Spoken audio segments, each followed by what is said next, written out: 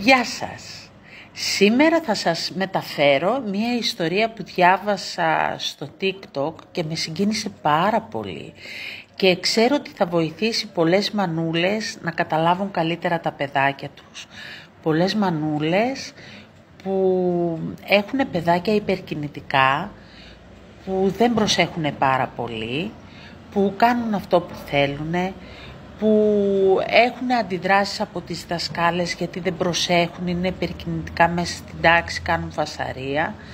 Και εγώ λοιπόν θα σας πω αυτή την ιστορία που αφορά την Γκίλιαν, ένα κοριτσάκι που γεννήθηκε το 1928 στο Μπρόμλεϊ της Μεγάλης Βρετανίας και όταν ήταν 7 χρονών και πήγε στο σχολείο, οι δασκάλες αντιδρούσαν πάρα πολύ γιατί δεν έδινε καμία προσοχή στα μαθήματα, συνεχώς σηκωνότανε, κινούνταν διαρκώς και εκτός των άλλων οι δασκάλες πίεζαν και την μαμά να βάλει μυαλό στο παιδάκι της.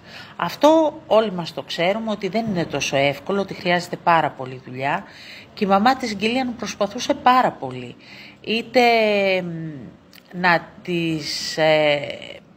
Είτε επιβραβεύοντάς την όταν ήταν ήσυχη στο σπίτι, είτε μαλώνοντάς την γιατί ήταν υπερκινητική.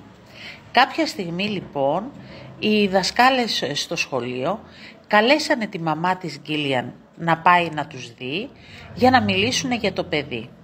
Όταν πήγε η μαμά ήταν προφανώς πάρα πολύ πιεσμένη ψυχολογικά γιατί ήξερε ότι αυτά που θα άκουγε δεν θα ήταν και τόσο ευχάριστα για την Γκίλιαν και σίγουρα ούτε και για τα δικά της αυτιά. Και είναι γεγονός ότι οι δασκάλες της είπανε για ένα παιδί το οποίο δεν πρόσεχε στο μάθημα, δεν έδινε σημασία, δεν έπαιρνε μέρος στις ερωτήσεις και στις απαντήσεις που κάνανε μέσα στην τάξη και φέρανε τη μαμά, η αλήθεια είναι, σε δύσκολη θέση. Εκείνη τη στιγμή ένας γυρεότερος δάσκαλος έλαβε μέρος στη συζήτηση και είπε στις δασκάλες και στη μητέρα να τον ακολουθήσουν. Πήγαν έξω από την τάξη της Γκίλιαν που είχε ένα παραθυράκι, ένα τζαμάκι και το παιδάκι περίμενε τι θα γινόταν στη συνάντηση των δασκάλων με την μαμά του. Ξέρω ότι είναι μεγάλη ιστορία, αλλά πιστέψτε με είναι πάρα πολύ ενδιαφέρουσα.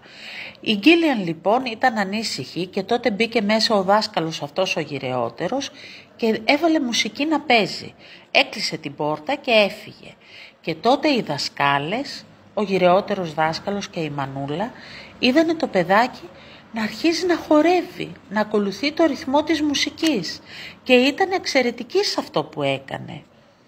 Τότε αυτός ο δάσκαλος είπε στη μαμά της Γκίλιαν ότι πρέπει να τη γράψει σε μια σχολή χορού, να εκτονώνεται το παιδάκι της εκεί. Η μανούλα το έκανε αμέσως γιατί ήθελε και αυτή ησυχία στο σπίτι, γιατί η Γκίλιαν ήταν ανήσυχη και στο σπίτι.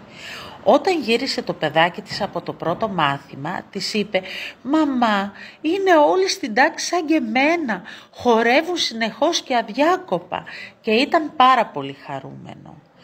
Έτσι η Γκίλιαν έκανε στο σχολείο αυτό που συμβούλεψε ο γυρεότερος δάσκαλος στις δασκάλες της, να χορεύει που και που και στο σπίτι να πηγαίνει σε αυτή τη δραστηριότητα, την εξωσχολική, στο χορό.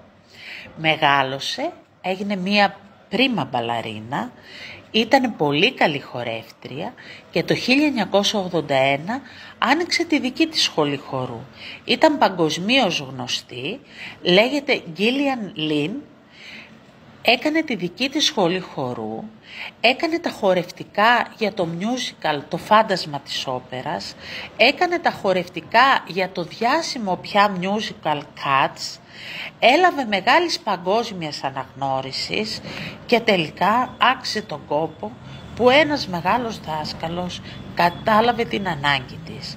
Βοήθησε με τον τρόπο του την Γκίλιαν να ανθίσει. Μήπως και το δικό σου παιδάκι θέλει βοήθεια για να ανθίσει και να πάψει να είναι υπερκινητικό, πολύ ζωηρό και να σου φωνάζει? Βοήθησέ το, νιώσε τι ακριβώς χρειάζεται, τι ακριβώς θέλει και μπορεί μια νέα Γκίλιαν να είναι στο σπίτι σου. Σας ευχαριστώ πάρα πολύ. Ξέρω ότι αυτό το βίντεο ίσως ήταν μεγάλο και κουραστικό γιατί ήταν μια ιστοριούλα και ήθελα να σας την πω έτσι γιατί συγκινήθηκα πάρα πολύ διαβάζοντάς την από τον Νίκο Σεβαστίδη και ειλικρινά ήθελα να σας τη μεταφέρω. Να ξέρετε ότι τα παιδάκια μας είναι διαμαντάκια, μόνο που θέλουν και αυτά το γυάλισμά τους, να γυαλίσουν για να μπορέσουν να λάμψουν. Σας ευχαριστώ πάρα πολύ. Είμαι η Ρούλα από το κατάστημα Γλύκα από την Πτολεμαΐδα.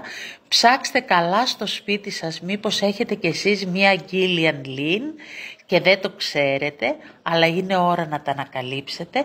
Αγαπήστε τα παιδάκια σας. Σας ευχαριστώ πάρα πολύ και να ξέρετε ότι περιμένω τα σχόλιά σας για να δω κι εγώ τι να σας πω στο επόμενο βίντεο. Σας ευχαριστώ πάρα πολύ. Γεια σας.